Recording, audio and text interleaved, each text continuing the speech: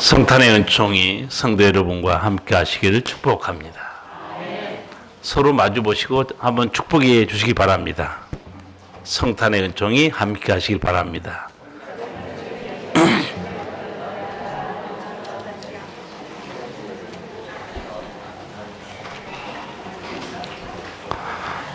세상도 성탄을 즐깁니다. 술 마시고 파티하고 선물 나누고 여행 가고. 그러나 세상은 성탄의 은총을 모릅니다. 더욱 안타깝고 불쌍한 것은 하나님이 이 땅에 주신 성탄의 은총을 누리지 못하고 있어요. 성탄의 은총이 뭘까요? 성탄의 은총은 생명의 은총입니다.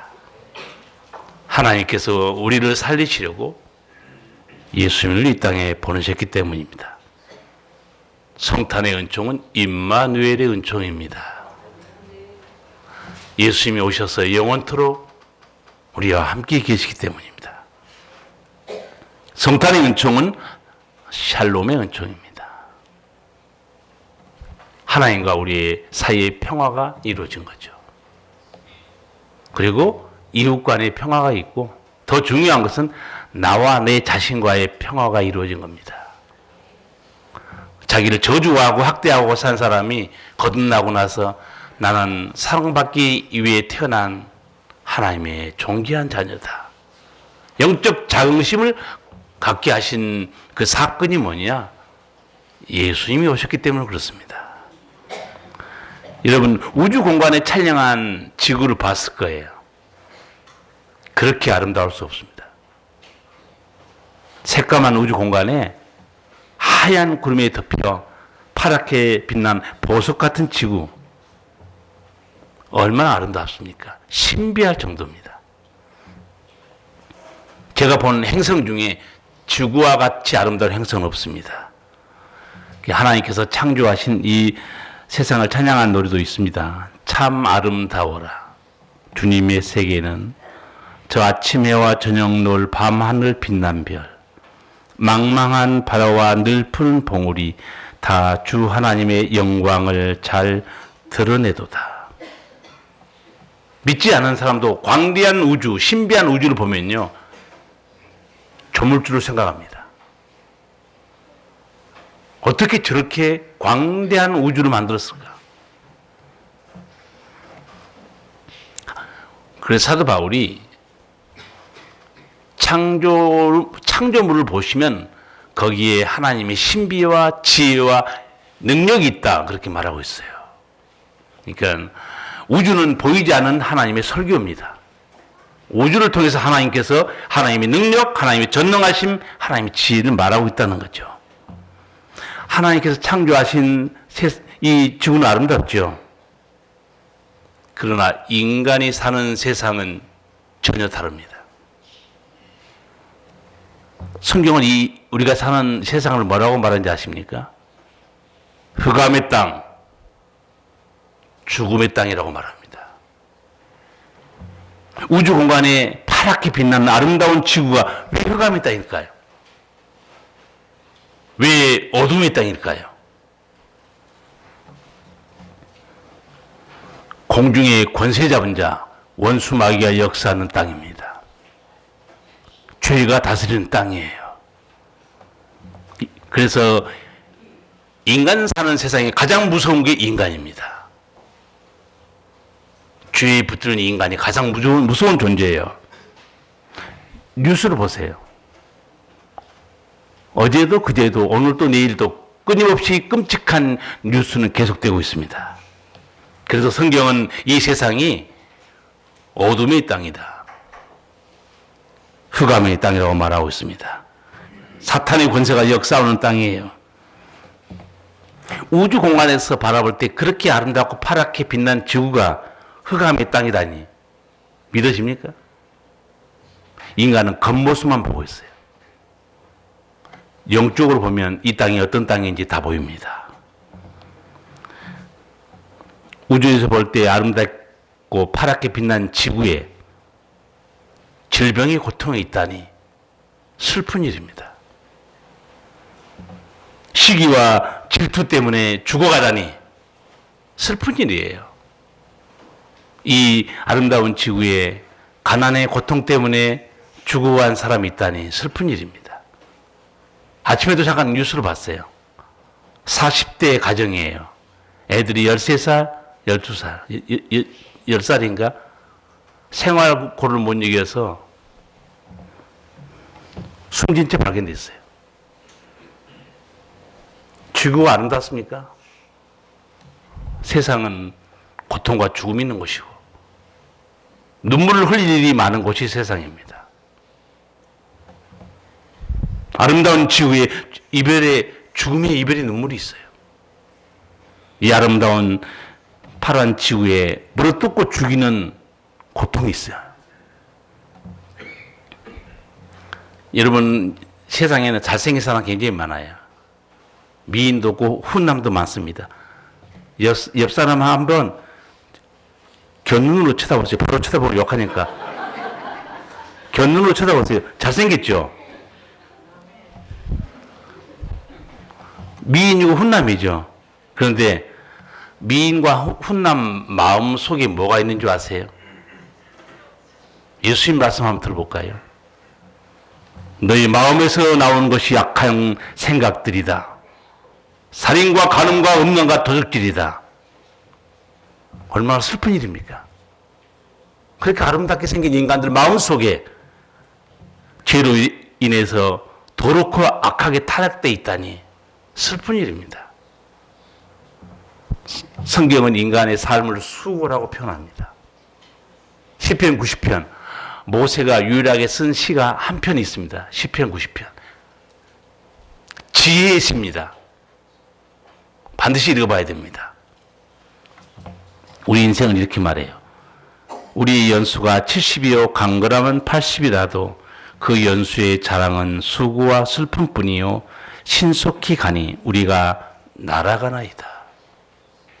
평생 동안 산 결론이 뭐였냐? 수고와 슬픔이라는 거예요. 근데 그것도 날아갑니다. 지금 2019년 이제 며칠 안 남았죠? 천천히 오셨습니까? 날아간 것 같아요. 날아갔다고 말하는 사람은 6070이에요. 지금 우리 아동부 학생들이 지금 열댓 명 앉아 있는데 저희들은요, 지겨워 죽으려고 그래요. 내가 저희들에게 이 예배당에 처음에 못 들게 하려고 그랬어요. 너무 떠드니까. 그래서 조용히 하면 예배당에 들어와서 예배 드리라고 그랬더니 애들이 네 하고 대답하고 떠든 게 애들이에요. 그래요. 네 하고 또 떠들어요. 저에게 물어보세요. 이 3, 40분 예배가 지루해서 미치려고 그럴 거예요. 근데 여러분이 1년 이내 지나가는데 날아갑니다. 날아갔다는 것은 여러분 이제 요단강 강가로 가고 있어요. 요단강 강가 배 타기 전에 학교 말고 고사 준비 잘 하세요. 표 못 받으면 배 못 탑니다. 믿음 생활 잘 하셔야 돼요. 실망스러운 말씀 같지만 이런 죄악 세상, 눈물과 고통이 있는 세상, 죽음의 세상에 누가 영원토록 살고 싶겠습니까? 그렇잖아요. 오늘 또 인생의 무거운 짐을 이기지 못하고 세상을 떠나버린 사람 너무 많아요. 외로움을 견디지 못하고 인생을 정리한 사람 너무 많습니다. 더 이상 버틸 힘도 없고 소망도 없어서 오늘 또 수많은 사람들이 우리 곁을 떠나고 있습니다. 혹시 여러분 호텔 캘리포니아 팝송 아시나요? 틀어드릴까 하다가 예배 시간이라 제가 못 틀어드린 거예요. 호텔 캘리포니아 아마 틀어주면 그 노래였구나 모르면서 그냥 따라 했던 거예요. 가사도 모르면서 곡이 좋아서. 이글스가 불렀던 건데 그 멤버 중에 한 사람 돈 헨리라는 사람이 공연하다가 이런 우스갯소리 했어요. 잘 들어보세요. 정말 우스갯소리인가 가슴을 때리는 소리인가. 외계인은 절대로 지구로 오지 않는다. 지구는 너무 위험하고 낯설고 무엇보다도 오염돼 있어서 그들은 여기 없고 그들은 오지 않는다. 외계인이 그 넓은 우주를 놔두고 하필 지구로 내려온다니 어림없는 소리. 한 팝송 가수가 농담으로 한 이 말치고는요, 정말 생각하게 만드는 말입니다. 외계인이 지구로 온다? 그들은 오지 않는다는 거예요. 지구는 너무 위험하고 너무 오염돼 있고 죽음의 땅이라는 거예요. 광대한 우주가 있는데 하필이면 이 죽음의 땅에 왜 외계인이 오겠냐? 어림도 없는 소리 말라. 농담을 한 얘기예요. 웃고자 한 얘기지만 지구의 실체를 안다면 외계인도 안 온다는 거예요. 이 위험하고 죽음의 땅을 왜 오겠냐? 그 넓은 우주를 놔두고 왜 죽에 오겠냐 이게요. 여러분, 사람도 위험한 자리에 안 갑니다. 그리고 바닷가에 섬에 사는 사람들은 배 타고 자꾸 나가요. 이 바다로. 배가 돌아오기까지 식구들은 가슴을 졸입니다. 하물며 전쟁터로 자식을 보내면 그 부모의 마음이 어떻겠습니까? 위험한 곳에는 아무도 가지 않고 보내려고 하지 않아요. 그런데 이 위험하고 낯설은 죽음의 땅에 예수님은 찾아오십니다. 잘 생각하셔야 돼요. 외계인도 찾아오지 않는 죽음의 땅, 위험한 땅, 왜 예수님이 찾아왔을까요?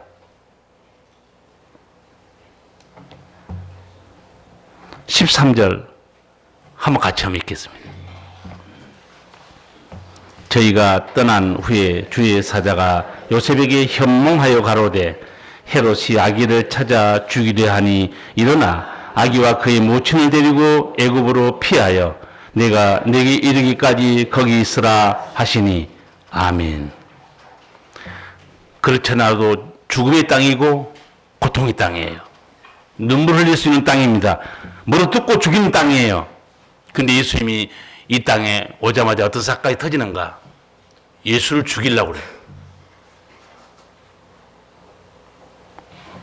어린 아기를 죽이려고 헤롯 왕이 명령합니다. 헤롯이 아기를 찾아 죽이려 하니 왜 헤롯 왕이 아기 예수를 죽이려 했을까요? 1절에서 3절 그 이하 내용에 다 있습니다. 길어서 제가 잠깐만 설명드리면 동방에서 박사들이 별을 보고 찾아옵니다. 그 한마디가 중요했던 거예요. 유대인의 왕으로 나신 이가 어디 계시며? 헤롯 왕이 자기가 왕인데 또 왕이 태어나다니. 헤롯 왕은 정적입니다. 아예 싹을 잘라버리려고 생각한 거예요. 얼마나 헤롯 왕이 끔찍한지 16절 한번 같이 읽겠습니다. 이에 헤롯이 박사들에게 속은 줄 알고 심히 노하여 사람을 보내어 베들레헴과 그 모든 지경 안에 있는 사내 아이를 박사들에게 자세히 알아본 그때를 표준하여 2살부터 그 아래로 다 죽이니 아멘. 얼마나 악한 사람입니까? 권력이 뭐라고? 2살 아래 사내 아이를 다 죽이면 반드시 그 어린 아기 유대인의 왕으로 태어난 예수는 죽을 것이다. 헤롯 왕이 생각한 거예요. 정치적으로 헤롯 왕이 칼을 뽑은 것 같죠? 천만의 말씀입니다. 겉으로는 정적을 제거한 것 같죠? 그 뒤에 헤롯 왕의 속에 마귀가 역사하고 있습니다. 그 내용은 여기 있지 않고 요한계시록 12장에 있습니다. 제가 읽기만 해드릴게요. 용이 해산하려는 여자 앞에서 그가 해산하면 그 아이를 삼키고자 하더니 여자가 아들을 낳으니 이는 장차 철장으로 만국을 다스릴 남자라. 그 아이를 하나님 앞과 그 보좌 앞으로 올려가더라. 큰 용이 내어 쫓기니 옛뱀 곧 마귀라고도 하고 사탄이라고도 하는 온 천하를 꿰는 자라. 땅으로 내어 쫓기니 그의 사자들도 저와 함께 내어 쫓기니라. 여자가 아이를 낳으면 그 아이를 삼키려고 그러죠. 그 아이가 누구냐? 철장으로 만국을 다스릴 자라. 누굽니까? 만왕의 왕, 만주의 주 예수님입니다. 용이 누군가? 용의 정체가 나오죠. 정확하게 풀어줍니다. 큰 용, 옛뱀, 곧 마귀라고도 하고 사탄이라고도 하는 온 천하를 꿰는 자. 여러분이 마태복음 2장만 읽으시면 헤롯 대왕이 자기 정적 유대인의 왕으로 태어난 예수를 죽이려고 덤벼든 걸로 볼 수 있어요. 그는 겉모습입니다. 그 속에 마귀가 역사하고 있어요. 왜 마귀는 예수를 죽이려고 했을까요?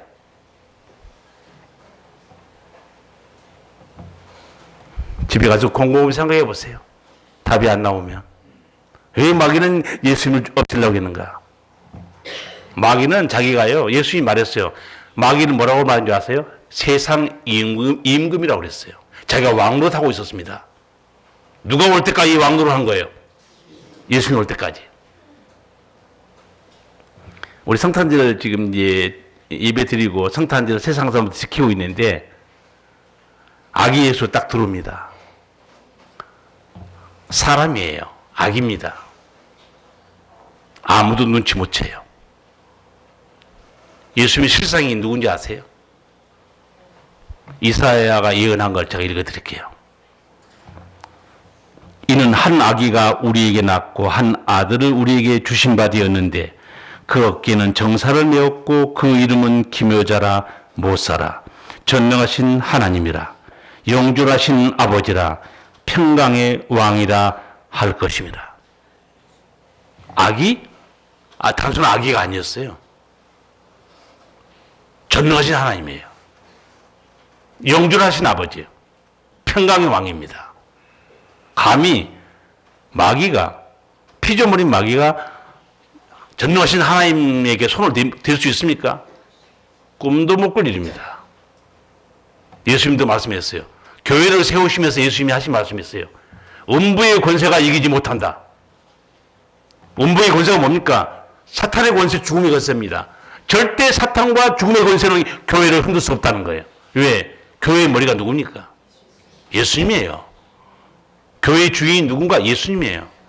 교회의 주인이 성도 아닙니다. 교인들이 교회의 주인이라고 착각한 사람이 있어요. 교회 중직자가 교회 주인 아니에요. 교회의 머리는 예수님입니다. 착각하면 안 돼요. 그리고 제가 말씀드린 대로 교회는 사람이 못 세웁니다. 왜 교회는 사람이 못 세우는가? 교회는 예배당 건물이 아니에요. 에클레시아 이 단어, 교회라는 단어는 건물을 지칭한 단어가 아닙니다. 구원받는 무리를 말하고 있어요. 구원받는 무리는 예수님의 보혈, 성령이 거듭난 하나님의 사랑 때문에 가능한 거예요. 사람은 거기에 끼어들 자리가 없습니다. 목사가 열심히 수고하고 장로님들과 함께 수고해서 교회가 부흥됐다? 우리는 한 게 없어요. 목사가, 장로가, 어떤 성도가 자기가 교회 가서 내가 교회를 일으켰다. 무지한 얘기입니다. 어떻게 사람이 거듭나게 해줄 수 있어요? 어떻게 사람이 십자가의 죄 용서를 할 수 있습니까? 그냥 무지하니 헛소리 하는 거예요. 자기가 교회를 일으켰다는 거예요. 얼마나 무지하고 황당한, 하나님 뭐라고 생각할까요? 내가 십자가에 못 박혔느냐? 내가 그 죽은 영혼을 살렸느냐? 우리는요, 예수님 말씀 잘 들어야 돼요. 아무리 수고 많이 해도 예수님이 하신 말씀이 있어요. 제자들에게. 일을 다 순종했어도 이렇게 말하라고 그랬어요. 주여, 우리는 무익한 종입니다. 왜 인간이 무익한 종인가? 제가 새벽기도 시간에 몇 번 설명했어요. 왜 사도들이 무익한 종인 줄 아세요? 두 가지 면에서 무익합니다. 하나는 구원의 진리에 대해서 제자들은 무지합니다. 어떻게 해야 구원하는지 몰라요. 무지합니다. 무익한 종들이에요. 두 번째, 구원의 능력이 있어서 제자들은 무익합니다. 그들이 죽은 자를 살릴 수 있나요? 병든 자를 치유하나요? 거듭나게 할 수 있나요? 여러분, 중직자들 다 알아야 됩니다. 예수님 말씀. 우리는 무익한 종입니다. 저도 항상 새벽에 이렇게 기도해요. 예수님, 저는 무익한 종입니다. 내가 구원의 진리를 알 수 있는 능력이 있습니까? 죽은 자를 살릴 수 있는 능력이 있습니까? 주여, 저는 무익한 종입니다. 다만 하나님의 성령으로 봉사하게 해주시고 예수님을 자랑하게 해주시고 하나님의 공급하신 힘으로 섬길 수 있는 은혜 주신 거 감사할 뿐입니다. 그렇게 해요. 우리는 아무것도 아니에요. 이 아기 예수는 누구였는가? 실상을 보니까 전능하신 하나님이었어요. 영존하신 아버지입니다. 그럼 이제 잘 들어보세요. 이렇게 질문할 수 있습니다. 목사님, 인간이 어떻게 하나님 돼요? 인간이 어떻게 영원토록 살아계신 하나님이 될 수 있습니까? 그걸 풀어주는 단어가 하나 들어있어요. 단어가 딱 하나 들어있습니다. 이걸 풀어주는 단어가 그 기묘자라는 단어입니다. 한 아기 한 아들인데 이름이 기묘자라는 거예요. 기묘자 뜻이 뭐냐? 불가사의한 존재, 경이로운 존재라는 뜻입니다. 인간이 하나님이 된다. 경이로운 존재죠. 우리에게는 불가사의한 존재입니다. 우리 짧은 머리로 이해가 안 될 줄 알고 하나님이 그 단어 넣어놓은 거예요. 그 이름이 뭐냐? 기묘라 못살아. 못살아라는 뜻이 신약 성경을 보면 어떤 단어냐? 보혜사입니다. 보혜사 성령 하나님. 보혜사가 성령만 보혜사가 아니에요. 이제 우리말을 그냥 번역이 나서 그렇지 헬라어 단어로 보면 예수님도 보혜사고 하나님도 보혜사라는 단어가 여러 군데 나와요. 근데 번역은 다르게 났어요. 위로의 하나님, 사실은 그 단어가 위로라는 단어가 보혜사입니다. 우리에게 우리를 대신 대언해 주신 예수님이 계시다, 대언자. 그게 보혜사라는 단어예요. 성부, 성자, 성령은 우리의 보혜사예요. 우리를 사랑하시고. 이 신비로운 예수님의 존재 이해할 수 없죠. 그래서 여기서 기묘자라고 그럽니다. 불가사의한 존재라는 거예요. 경이로운 존재라는 뜻입니다. 인간은 예수님이 이해 못해요. 예수님이 이해하는 방법은 딱 한 가지예요. 예수님이 마태복음에서 하신 독백하는 기도를 보면 알아요. 아버지의 뜻대로 계시받은 자 외에는 아들을 아는 자가 없고 아들의 뜻대로 계시를 받은 자 외에는 아버지를 아는 자가 없습니다. 몰라요, 우리는. 예수님이 계시해 줘서 아버지를 아는 거고 하나님이 우리를 이게 예수님이 누군가 계시해 줬기 때문에 예수님이 그리스도구나 알게 되는 거예요. 앞서 말한 대로 농담이지만 외계인도 이 지구에 오지 않습니다. 지구의 실체를 알고 있다면 외계인이 이 유용한 죽음은 땅을 왜 오겠습니까? 하필 그 넓은 우주를 놔두고 여기를 왜 와요? 그런데 예수님은 이 땅에 오십니다. 오셨어요. 죽음의 땅에. 여러분, 자식이 불 속에서 떨어져 있는데 그 부모가 불 속에 들어가서 꺼내지 않을 부모가 어디 있어요? 자식이 지금 불 속에 떨어져 있는데 안 들어간다. 그건 친부모 아니에요. 아들이 자식이 물속에 빠졌으면요, 본능적으로 물속에 들어갑니다. 죽을 거 생각 안 해요. 하나님의 사랑이 무슨 사랑인지 아시죠? 하나님의 사랑은 계산하지 않습니다. 인간의 사랑은 계산해요. 그래서 배신한 겁니다. 인간의 사랑은 계산하고 있어요. 그래서 배신하고 나중에 돌아서고 미워하고 떠나버립니다. 하나님은 그렇지 않아요.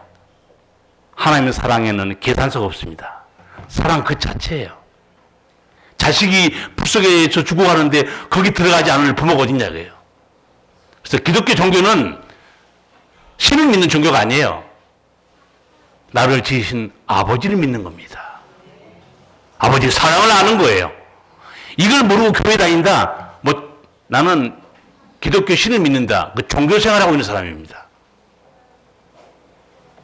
여러분이 아버지의 사랑을 이 성탄절에 깊이 깨닫길 바랍니다. 예수님이 오신 거 내가 왜 왔는지 아느냐? 요한복음 10장 10절에서 명확하게 말합니다. 도적이 오는 곳은 도적질하고 죽이고 멸망시키는 것뿐이요 내가 온 곳은 양으로 생명을 얻게 하고 더 풍성히 얻게 하려는 것이라. 예수님 설명해 주죠. 도적이 온 곳은 마귀입니다. 죽이고 빼앗고 멸망시키는 것 때문에 왔다는 거예요. 그러니까 마귀나 귀신이 그 집안에 한번 들어가서 역사하면요, 재물 날아가 버립니다. 건강도 날아가요. 행복도 다 깨져버립니다. 여러분이 지금 이 자리에 그래도 나와서 예배 드리고 찬송하고 있는 거는 하나님이 지금 지켜주고 있는 겁니다. 원수막이 손 못 대도록 지켜주고 있는 거예요. 그걸 알아야 됩니다. 내가 온 곳은 왜 왔느냐? 생명을 주려고 왔다는 거예요. 더 풍성히 주려고 왔노라. 우리에게 영원한 행복, 참된 인간의 삶, 그리고 주님이 주신 참된 자유, 그걸 누리게 하려고 내가 왔다는 거예요. 이 은총은 거저 주어지지 않습니다. 예수님이 십자가 때문에 우리에게 선물로 온 거예요. 오늘 말씀 11절에 보면 동방박사들이 세 가지 예물을 드리죠. 황금, 유향, 모략입니다. 다 뜻이 있습니다. 황금을 왜 드렸냐? 황금은 예수님이 만왕의 왕이십니다 하는 고백이에요. 유향은 왜 드렸는가? 예수님은 우리의 하나님이십니다. 고백이요. 문제는 모략이에요. 애가 태어나는데 모략은 시신에게 바르는 향료입니다. 제가 한번 말씀드린 적이 있어요. 돌잔치 하는데 삼배 수위를 하나 지어가서 가져가 보세요. 어떻게 될까요? 돌잔치인데 그 애 수위를 지어서 가지고 가면 그 부모가 어떻게 하겠어요? 근데 동방박사는 그렇게 한 겁니다. 애가 태어나는데 거기다 모략을 가지고 와요. 죽은 시신에 바를 것을. 충격이잖아요. 뭘 상징합니까? 예수님은 우리를 위해 십자가에 돌아가실 분. 너무너무 놀라운 예물의 상징이 있습니다. 예수님이 우리의 죄를 짊어지시고 죽으실 분이다. 그리고 우리가 생명을 얻는 거죠. 며칠 전 광주 한 모텔에서 화재가 났죠. 3명이 죽고 30명 이상이 부상을 당했어요. 그 불길 속에서 안전하게 구조된 사람이 있었습니다. 제가 방송을 잠깐 보니까 어떤 사람들이 안전하게 구조되나 살아남았는가? 소방관의 지침대로 다른 사람은 살아났어요. 이 밤이 깊어서 불이 나서 연기가 나고 난리가 났잖아요. 한 여자 투숙객이 119에 막 다급하게 전화했어요. 문을 열고 나가려고 하는데 연기가 너무 자욱한 거예요. 그래 이제 전화하면서 연기가 들어와요 소리친 거니까 소방관이 문 닫으세요 딱 그런 거예요. 그리고 수건에 물을 묻혀서 코에 대고 엎드리세요 땅바닥에. 우리가 갈 때까지. 그 여자 그대로 시킨 대로 했습니다. 잘 기억해내서요. 언제 이러면 불날지 몰라요. 수건에다 물을 묻혀서 코에 대고 땅바닥에 엎드리고 있었어요. 불이 나서 난리가 나는데 문을 닫고 있고. 불 속을 뚫고 들어올 수 있는 사람이 누구냐? 연기 아무리 죽을 수 있는 매연 속에서 그걸 뚫고 들어오는 사람이 누구냐 하면 소방관입니다. 방화복이 있고 방독면 그거 쓰고 있잖아요. 그 사람들은 안 죽습니다.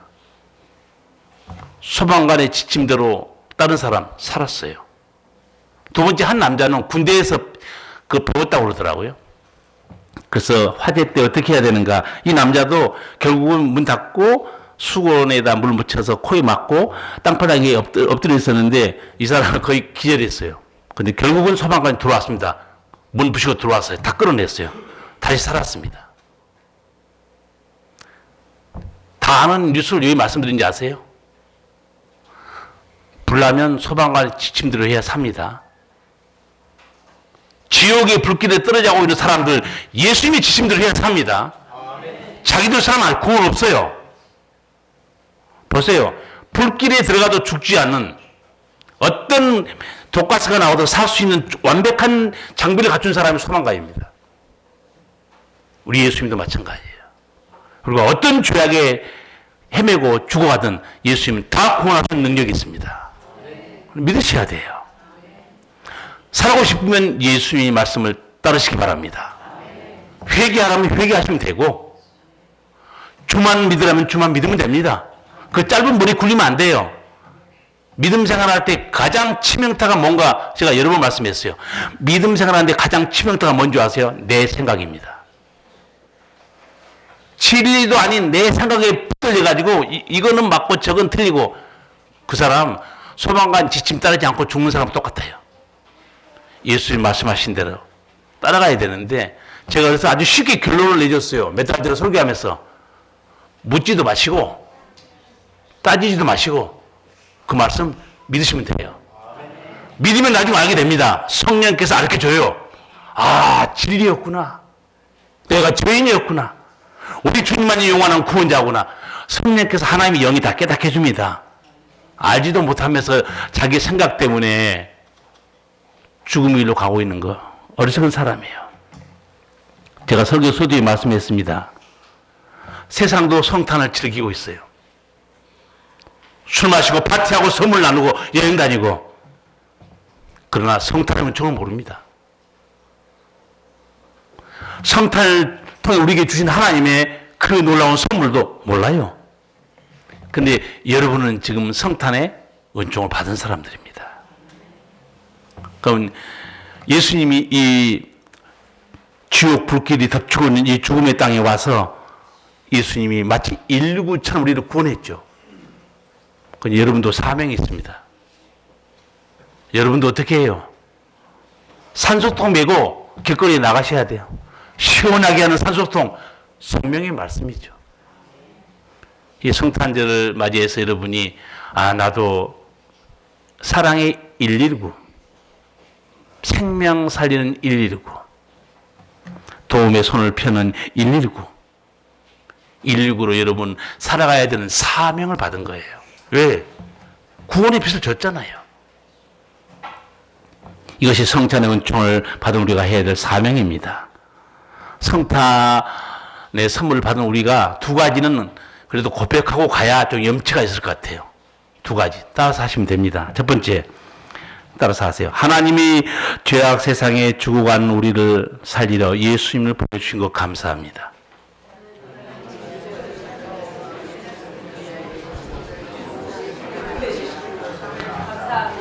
끝까지 못한 사람은 80살 이상, 반만 한 사람 70살 이상, 끝까지 한 사람은 40대. 잘라서 할게요. 할 수 없는데 우리는 안 되겠네 보니까. 첫 번째 다시 한번 고백합시다. 하나님이 죄악 세상에 죽어간 우리를 살리려 예수님 보내주신 것 감사합니다. 두 번째, 예수님이 이 죽음의 땅에 오셔서 목숨을 내놓으시고 우리에게 영생 주신 것 감사합니다. 아멘. 이 우리의 고백을요, 이 시간에 하나님 다 듣고 있습니다. 사랑은 고백을 하셔야 돼. 그래서 나는 특히 우리 교회 나온 남자들에게 내가 꼭 부탁하는 거예요. 오늘도 한 번 하세요. 여보, 하나님 안에서 당신을 진심으로 사랑합니다. 얼굴 안 봐도 괜찮아요. 한번 소리만 질러보세요. 남자들만 시작. 아니 입 닫은 남자는 뭐예요? 다시 남자들만 하시라고. 자기 옆에 부인이 있으면 쳐다보고 없으면 소리만 지르면 돼요. 여보, 주 안에서 당신을 진정으로 사랑합니다. 됐어요. 기도합시다. 살아계신 우리 아버지, 농담이지만 외계인도 이 지구는 찾아오지 않는다 했는데 우리 예수님은 죽음의 땅, 2살 아래 산의 아이를 죽이라는 그 죽음의 땅에 우리를 살리려고 들어오셨습니다. 십자가에서 생명을 내놓으시고 우리를 살리셨고, 이제는 우리는 세상 사람과 다른 성탄의 은총을 누리고 있습니다. 이 생명 받은 우리들, 이 세상의 작은 예수가 되고 사랑의 119가 되고 섬김의 119, 도움의 손길을 펴는 구원의 119로 살아가도록 은혜 베풀어 주시옵소서. 예수님 이름으로 기도하옵나이다. 아멘.